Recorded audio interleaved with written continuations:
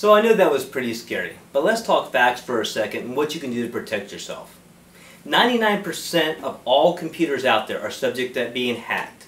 And the most expensive hack was back in 2004. It's called MyDoom.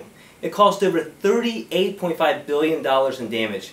That was 2004. You can imagine what it would be like today. And some people think that as long as they're careful with their email, that they're fine, that social media is not going to be a problem, but the fact of the matter is, that's completely false. You know, you've got 64% of all internet users out there use social media, and the hackers know that, and they're using that as a tool as well.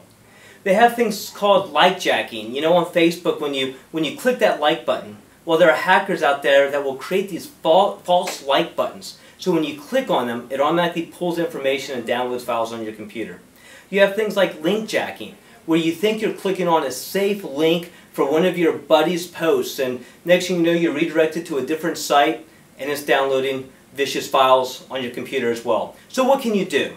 Well, the first thing you can do is make sure you have virus protection installed in your computer. If you're going to do anything, make sure that's a minimum of what you do, and make sure it's turned on. You know, I understand that sometimes virus protection can slow your computer down.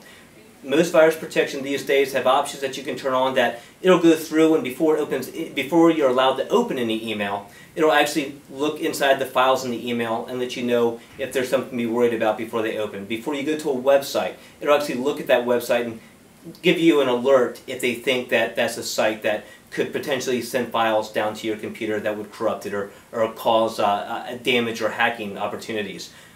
They do slow your computer down, but it's just a little bit, and trust me, it's a lot less time than it's going to take you to go wipe your whole computer and try to recreate some of that information.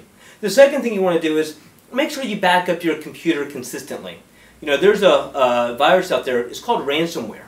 What it does is hackers will get into your computer, they'll upload this virus, it'll encrypt everything on your computer and it won't let you into Windows. But what it will do is give you a prompt that says, if you send X number of dollars to this location, we'll release and unencrypt your computer for you and you'll be able to get your data.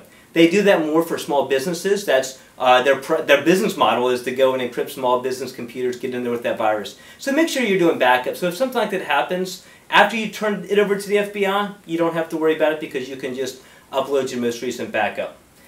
Also, make sure you're using different passwords. The Heartbleed bug taught us a lesson a few years ago when it went through and went to certain sites like Facebook and others that arguably for most of us had no monetary value. But then it took those login and passwords and ran algorithms on sites that were very important to us. The financial sites, Capital One, Discover, places that had our personal information in there. And it captured a lot of personal stuff from credit card information down to our personal health records. If you use different passwords for all your logins, they won't be able to do that when they send out those types of viruses. Now, what does that mean from a difficulty standpoint of keeping track of all those passwords?